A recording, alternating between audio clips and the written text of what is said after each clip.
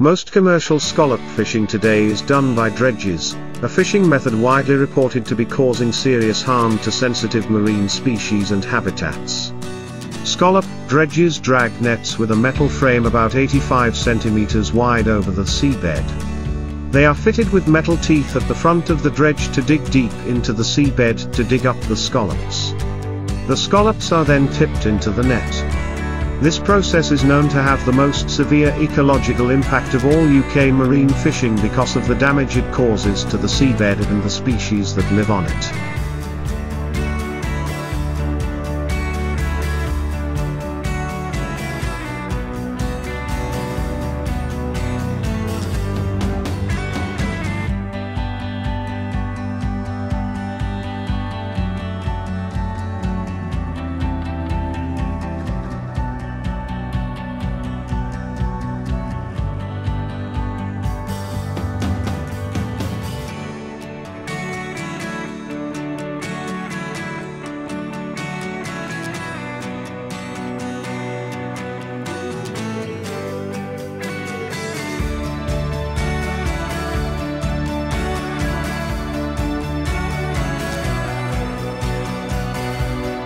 Because dredges are equipped with heavy engines, they can even penetrate reefs. Scientists have found that the recovery of the seabed and ecosystems from scallop dredging can take up to 10 years. Biological reefs, which are reefs made of hard material made by living organisms, such as shells, sponges and coral beds, as well as kelp and seagrass beds, are often considered the most sensitive habitats.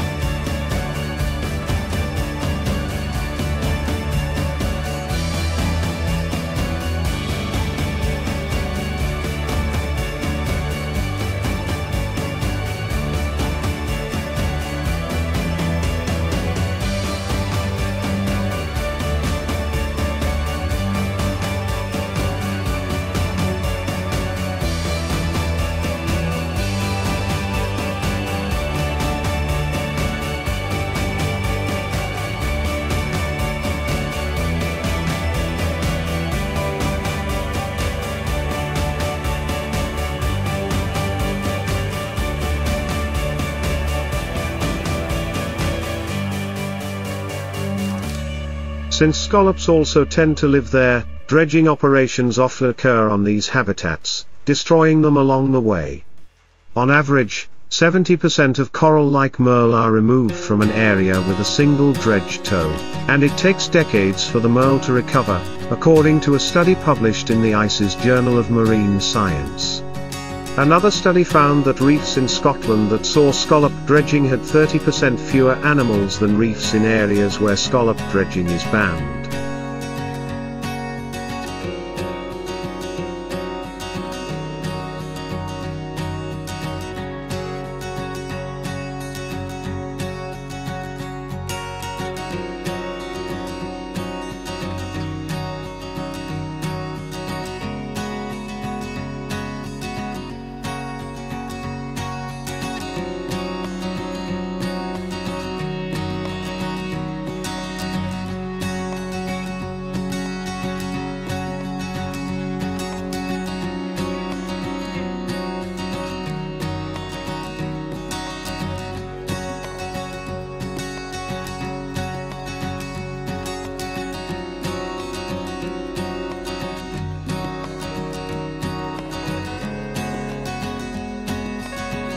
However, in the UK, it appears that an alternative to scallop dredging has recently been found.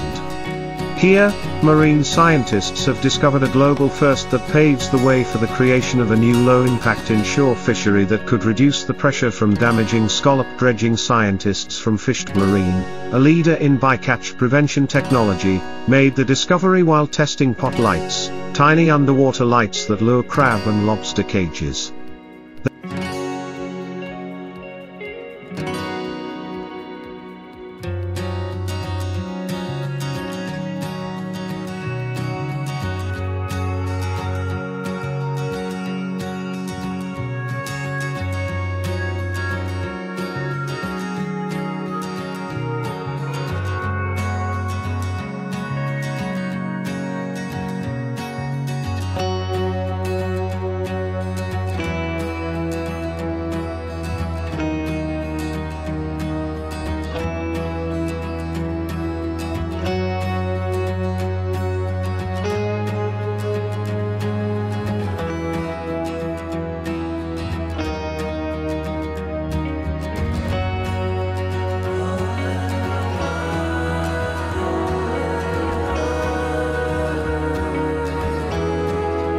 They were invented by the Devon-based company to protect fish stocks by replacing the need to use fish to bait the cages. Working with John Ashworth, a fisherman based in Newlyn, Cornwall, Dr. Robin Ever and his fish team found that the lights, combined with specially modified cages, attracted unprecedented numbers of scallops in addition to the crabs and lobsters John was targeting. Scallops have 200 tiny eyes, so the light proved irresistible to the shellfish.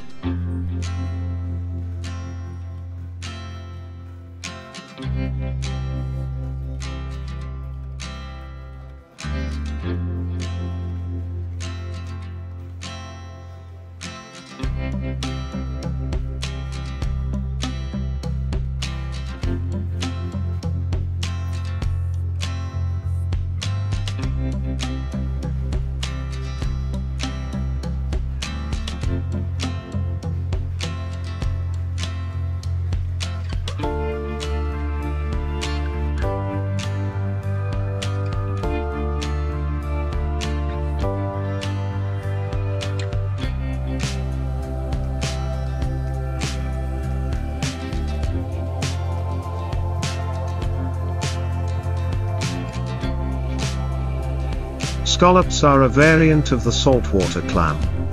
Many people see scallops on the menu at their favorite seafood restaurant. However, there are two types of scallops, bay scallops and sea scallops.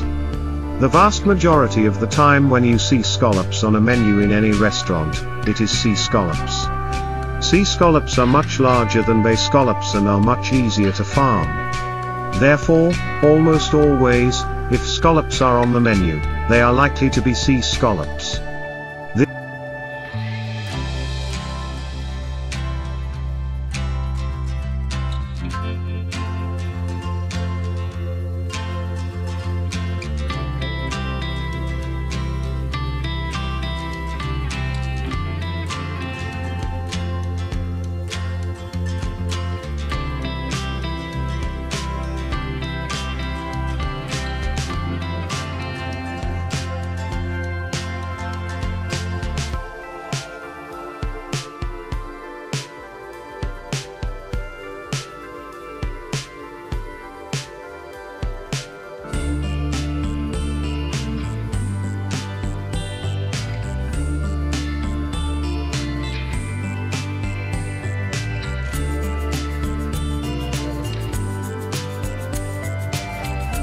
This distinction is important in the world of scalloping.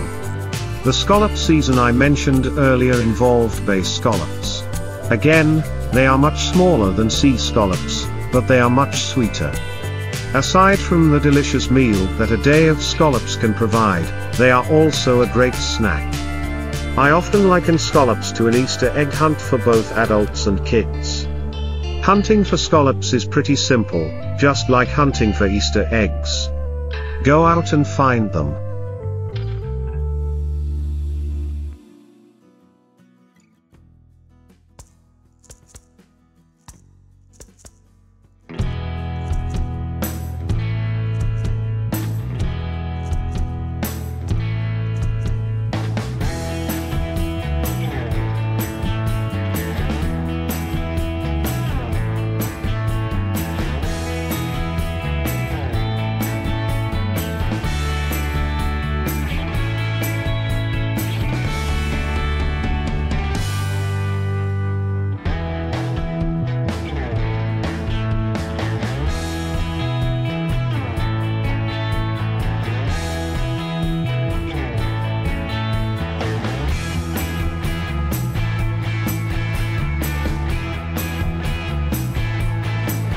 It really is that simple. There are designated areas in Florida that are known as hot spots for scallops, mostly along Florida's nature coast. Your best bet is to go to one of these areas of Florida like Homosassa, Crystal River, or Steinhatchee. These areas of Florida have plenty of scallops for everyone year after year. Sure, some years are better than others when it comes to scallop numbers, but typically a limit of scallops can be found.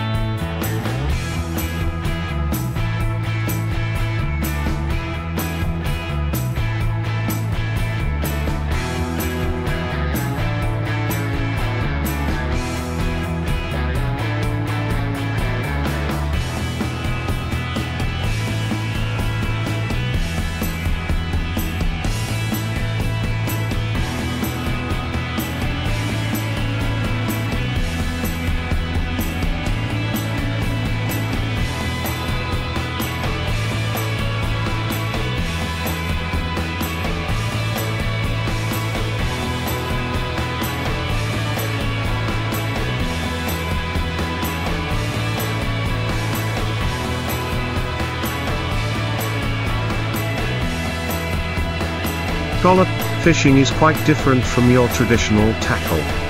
No amount of rods, lines, lures, and weights will help you catch scallops. The only way to catch scallops is to get in the water and chase them yourself.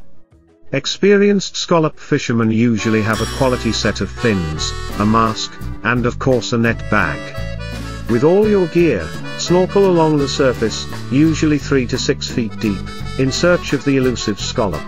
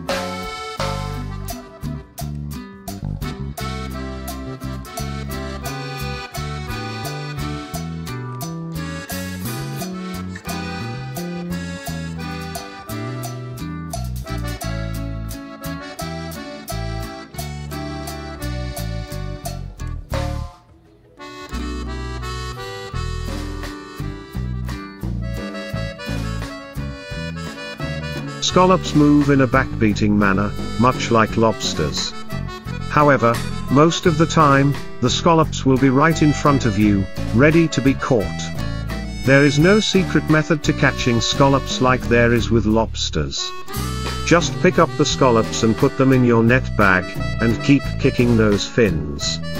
The key to finding your scallop limit is to cover as much ground as possible, so keep those fins moving while you're scooping up your scallops. I will usually try to catch the scallop from behind, as on rare occasions the scallop will start swimming away when it sees your hand approaching.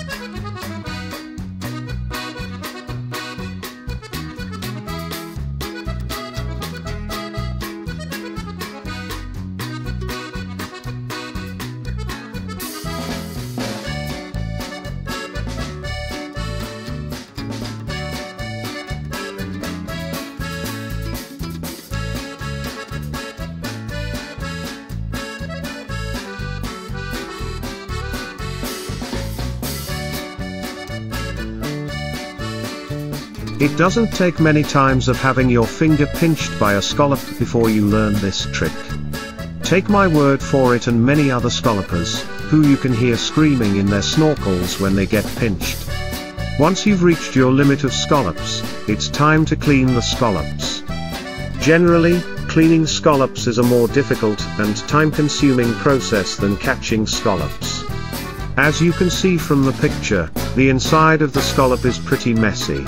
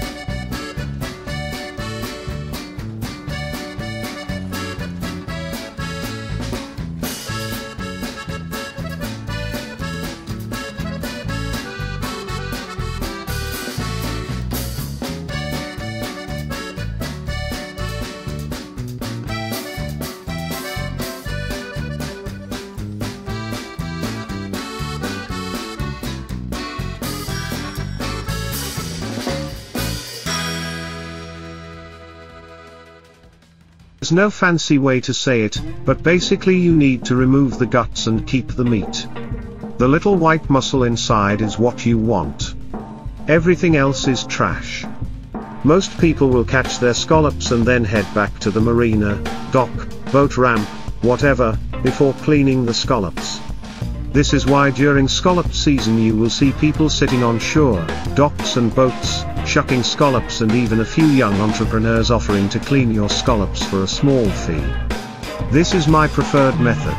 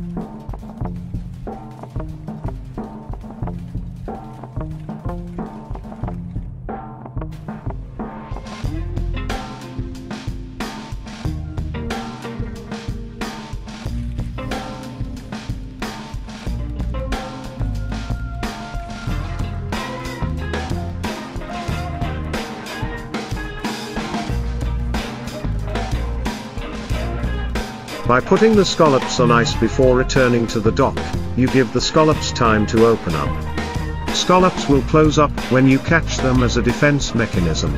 Putting them on ice and giving them time to open up will save you a lot of cleaning time when you get back to land. The method of cleaning scallops is an ongoing debate between veteran scallopers and novices. Vacuuming scallops may sound strange, but it really works. Of course, you don't want to grab your mom's 9-pound Orec vacuum. Instead use a small shop vacuum like this one, also known as a wet/dry vacuum.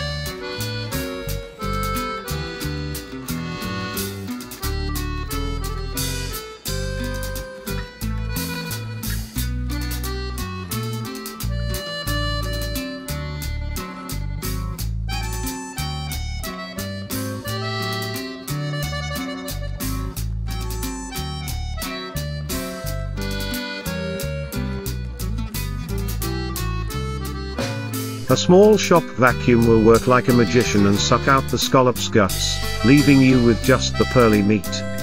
The manual method works pretty much the same as the vacuum method, except you do everything with a spoon.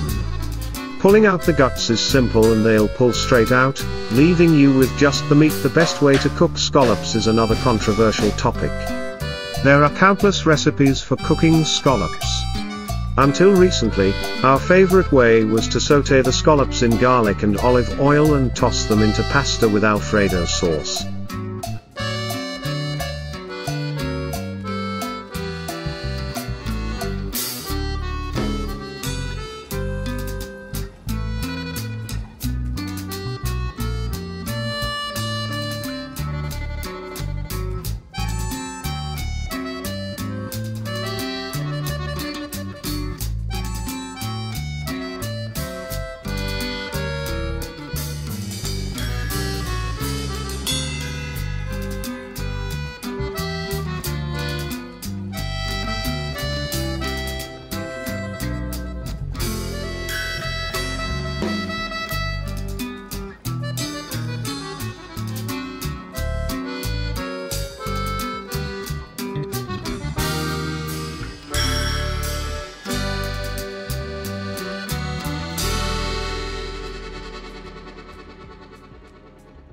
Now we've discovered the art of grilling scallops.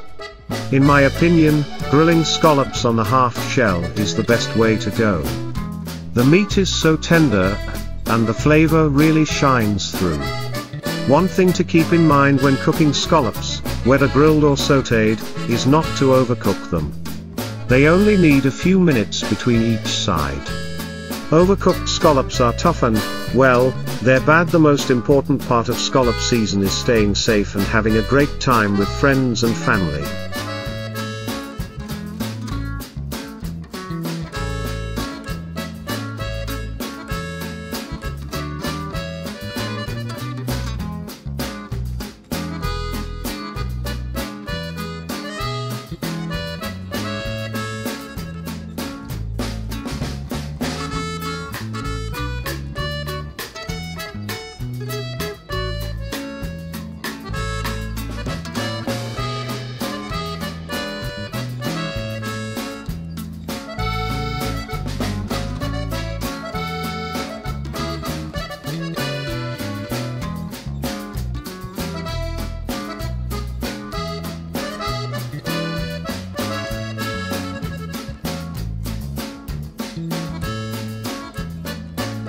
As I mentioned, it's a great family event and can even get pretty competitive for competitive families, like mine. For families without a boat, there are plenty of fishing guides who will take you scalloping for a day. Honestly, if you haven't spent much time exploring the Florida coast on a boat, you're better off hiring a guide. The limestone bottoms of the rivers/Gulf of Mexico can really do some damage to your boat if you don't know where you're going.